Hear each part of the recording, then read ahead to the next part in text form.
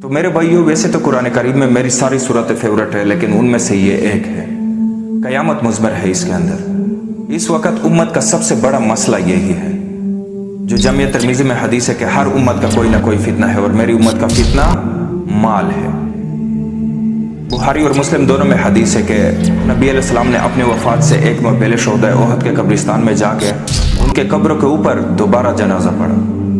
8 سال کے بعد 3 ہجری میں غزوہ احد ہوا اور 11 ہجری میں نبی علیہ السلام کی وفات ہوئی، تو آپ نے اپنے وفات سے ایک ماہ پہلے وہاں پر خطبہ دیا۔ آپ صلی اللہ علیہ وسلم نے قبرستان میں خطبہ دیا عبرت کے لیے کہ مرنے کے بعد سب نے ادھر ہی آنا ہے، کیونکہ آپ بھی دنیا سے جا رہے تھے، آپ کو بھی اللہ نے بتا دیا۔ اور حدیث کے الفاظ ہے کہ عقبہ بن عامر کہتے ہیں کہ میں نے نبی علیہ السلام کو اسی دن آخری دفعہ ممبر پر دیکھا تھا، اس کے بعد میں نے نبی علیہ السلام کو کبھی ممبر پر چڑھے ہوئے نہیں دیکھا۔ آپ نے فرمایا، لوگوں، اللہ تعالیٰ نے مجھے اپنا حوض کوثر یہی پر دکھا دیا ہے، اس وقت میرا ممبر میرے حوض کوثر پہ لگا ہے، میں تمہارا پیشرو ہوں، یعنی میں آگے جانے والا ہوں، تم لوگ میرے بعد میرے پیچھے آؤ گے۔ ظاہر نبی علیہ السلام نے اپنی ایک دعوت کھڑی کی تھی، اتنی محنت سے اپنی ایک ٹیم تیار کی تھی۔ آپ دنیا تو ظاہر ہے ہر بندے نے چھوڑ کر جانا ہے، تو نبی علیہ السلام کو یہ ٹینشن بھی تھی کہ میں جو یہ پیچھے لوگوں کو چھوڑ کر جا رہا ہوں، ان کو میں آخری درجے تک وصیت کر جاؤں کہ میرے بعد تمہیں کن کن چیزوں سے خطرہ ہے۔ آپ نے فرمایا کہ مجھے اپنے بعد تم سے یہ ڈر نہیں کہ تم دوبارہ سے بت پرستی میں مبتلا ہو جاؤ اور شرک کرنے لگ پڑو، بلکہ مجھے یہ کانفیڈنس ہے کہ تم، یعنی اپنے صحابہ کے بارے میں نبی علیہ السلام کی یہ گارنٹی تھی جو تربیت یافتہ لوگ تھے کہ یہ دوبارہ شرک میں مبتلا نہیں ہوں گے۔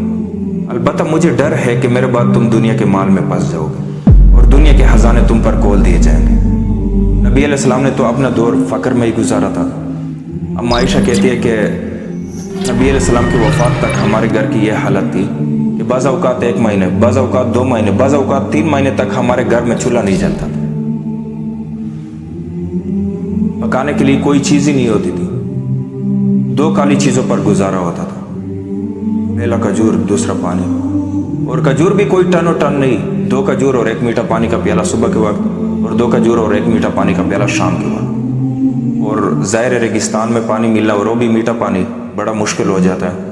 اور آج بھی آپ کسی ریگستان میں جائیں نا تو وہاں پہ بہت مشکل ہوتا ہے، ہر نعمت کا ملنا وہاں پہ یعنی ایک عذاب بن جاتا ہے۔ اور آپ 10 کلومیٹر 12 کلومیٹر سے پانی لے کر آنا، کم از کم آدھا ہی دن اسی میں ہی لگتا ہوگا۔ تو ہم عائشہ کہتی ہے کہ آپ صلی اللہ علیہ وسلم اور آپ کے گھرانے کا گزارا 2 کالی چیزوں پر ہوتا تھا۔ آج کے زمانے میں اگر آپ دیکھیں تو ہمارے ارد گرد ہر نعمت موجود ہے، لیکن اللہ سے نہ شکریہ۔ اور ایک یہ ہمارے اور صحابہ کے درمیان فرق کیا ہوتا تھا کہ ہماری زندگی جو ہے نا، ہمارے دل میں ایمان نہیں ہے، اور اللہ رب العزت ہم سے خوش نہیں ہے، اور تیسری دین سے دوری ہے۔ اور صحابہ رضی اللہ اجمعین کے اندر یہ ساری چیزیں موجود تھیں، اور وہ سب سے پہلے تو وہ رسول اللہ صلی اللہ علیہ وسلم پر جان نچھاور کرتے تھے۔ تو آج اس لیے وہ جب دعا کرتے تھے تو ان کی دعا قبول ہوتی تھی، اور ہماری دعا، ہم دعا بھی کرتے تو الٹا ہمیں تکلیف ہی پہنچتی ہے۔ تو نبی علیہ السلام کو یہ ٹینشن تو تھی کہ میرے بعد جب دنیا کے خزانے کھول دیے جائیں گے۔ تو مسلم شریف کے آگے الفاظ ہے کہ شہدائے احد کے قبرستان میں جو آپ نے خطبہ دیا، اس میں آپ نے فرمایا کہ مجھے خطرہ ہے کہ تم دنیا کے مال میں پھنس جاؤ گے اور دنیا کی محبت میں ایک دوسرے کو قتل کرو گے، حتیٰ کہ تم بھی تباہ و برباد کر دیے جاؤ گے، جس طرح تم سے اگلی امتوں کو تباہ برباد کر دیا گیا۔ تو وہی ہوا آخر، 30 سال سکون سے گزرے تھے، وہ بھی بمشکل۔ اس کے بعد دیکھو آگے کیا ہوا کہ اسلام کا عروج تو نیچے گیا اور مسلمانوں کا عروج اوپر گیا، سپر پاور بن گئے۔ جیسے آج کل کے زمانے میں آپ دیکھو تو جیسے امریکہ ہے سپر پاور ہے، وہ لوگوں پر بدماشی دکھاتا ہے، اس ٹائم مسلمان اس طرح کرتے تھے، بدماشیاں کرتے تھے، یعنی وہ ان کی حکومتیں ہوتی تھی، وہ سپر پاور ہوتے تھے۔ تو نبی علیہ السلام کو یہ بتا دیا گیا کہ یہ فتنہ مال ہے، اور یہی صورت اسی فتنے کو ایڈریس کرتی ہے۔ بخاری اور مسلم دونوں میں یہ حدیث موجود ہے کہ نبی علیہ السلام نے اسی پوری صورت کو تلاوت کیا، اور پوری صورت تلاوت کرنے کے بعد آپ نے فرمایا کہ آدمی کہتا ہے کہ میرا مال میرا مال میرا مال، اور یہی کہتے کہتے مر جاتا ہے، دنیا سے چلا جاتا ہے۔ حالانکہ اس کا مال تو وہ ہے جو اس نے کھا لیا اور پی لیا، یا پھر پہن کر بوسیدہ کر لیا یعنی کپڑے، یا پھر اللہ کے راہ میں بیچ کر آخرات میں سٹور کر لیا، یعنی اللہ کے راہ میں حرج کر کے آخرات کے لیے مال بیچ دیے۔ तेरा माल तो वो है, बाकी तो तेरे वारसों का माल है। बुखारी और मुस्लिम दोनों में हदीस है कि नबी अलैहि सलाम ने फरमाया कि इंसान के 3 दोस्त हैं, एक साथ ही चला जाता है, 2 बाहर ही रह जाते हैं। उसके रिश्तेदार और माल कब्र के बाहर रह जाते हैं और उसके अमाल कब्र में साथ ही चले जाते हैं। बुखारी और मुस्लिम दोनों में हदीस है कि नबी अलैहि सलाम ने फरमाया कि इब्ने आदम के पास अगर 2 सोने की वादियाँ भी होना तो वो तीसरी की भी ख्वाहिश करेगा, उसका पेट तो कब्र की मिट्टी ही भरेगी। ये लालच एक ऐसी चीज़ है ना कि जब किसी के पास माल और पैसा हो ना तो लालच उसकी बढ़ती रहती है, कम नहीं होती। आप सल्लम को ये बात पता थी कि इस उम्मत का क्या फितना बनने वाला है। आपका ज़ोहद आपने प्रैक्टिकली प्रूफ किया।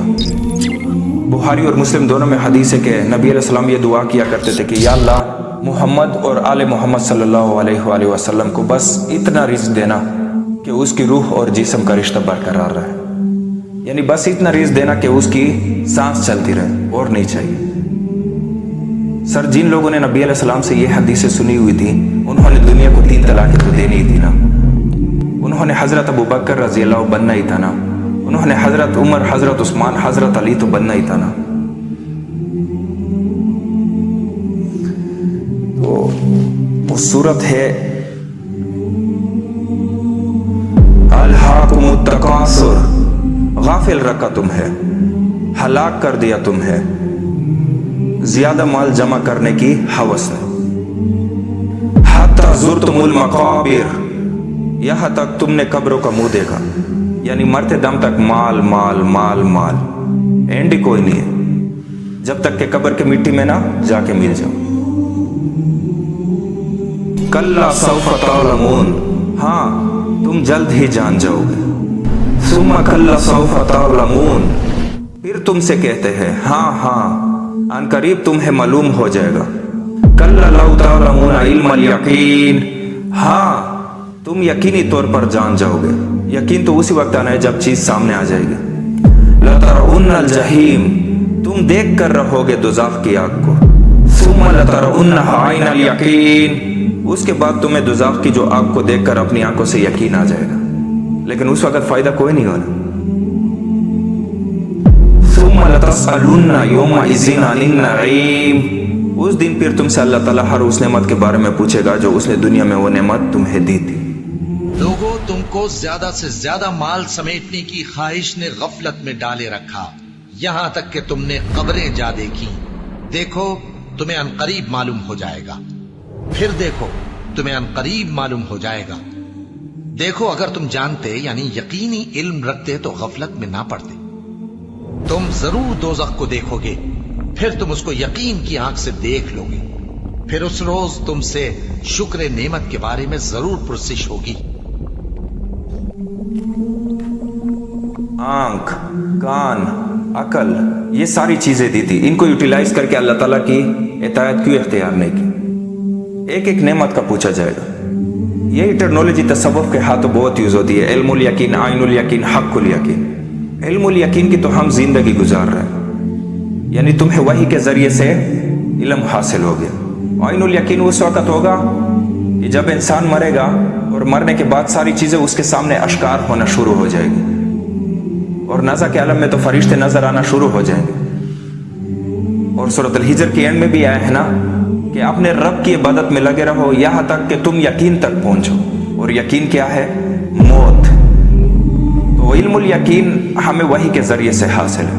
आइनुल यकीन आंख के जरिए से देख, और मरने के बाद नाजा के आलम में है, लेकिन वो भी बंदा वापस नहीं आ सकता। जो जमे तिर्मिज़ी में हदीस है कि मौत के गरगरे से पहले तौबा कबूल है, वरना नाजा के आलम में तो तौबा भी कबूल नहीं होगी। और एक तीसरी चीज है, वो है हक़्क़ुल यकीन। हक़्क़ुल यकीन की अल्लाह ना करे कि नौबत है। हक़्क़ुल यकीन यह है कि जब किसी को आग में फेंक दिया जाएगा ना, फिर उसे हक़्क़ुल यकीन हो जाएगा जब उसका जिस्म जलेगा। दुनिया में भी आप देख लें, अगर हम कहें कि वो फला जगह पर धुआं उठ रहा है, आग लगी हुई है, तो ये क्या हो गया? इल्मुल यकीन, क्योंकि आसार बता रहे हैं कि आग लगी हुई है। फिर आप और करीब चले जाए, अपनी आंखों से देखोगे कि आग लगी हुई है, तो ये है आइनुल यकीन, यानी आंख से देख लिया। और अगर आपको और ज्यादा तसल्ली करनी है तो बीच में हाथ डाल दे, फिर जब हाथ जलेगा ना तो ये हक़्क़ुल यकीन हो जाएगा। तो ये अल्लाह ताला फरमा रहे कि तुम अनकरीब अपनी आंखों से देख लोगे और उस हकीकत के आलम तक भी पहुंचोगे। आज जो तुम हमारी पैगंबर के दावत को जुटला रहे हो, एक वक्त आने वाला है कि सारी चीजें खुलकर तुम्हारे सामने आएगी। तो मेरे दोस्तों, अल्लाह रब्बुल इज़्ज़त हमें उसके लिए तैयारी करने की तौफीक अता फरमाए। दुआ है कि अल्लाह रब्बुल इज़्ज़त हमारी दावत को चलाते रहे और अल्लाह रब्बुल इज़्ज़त इस रमज़ान को हमारे लिए एक खैर और बरकत वाला महीना अता फरमाए। इंशाल्लाह फिर चलते चलते मिलते और इंशाल्लाह दुआओं में याद रखना और ज़ुबान पे सवाद रखना। ओके जी, अल्लाह हाफ़िज़, अस्सलाम वालेकुम।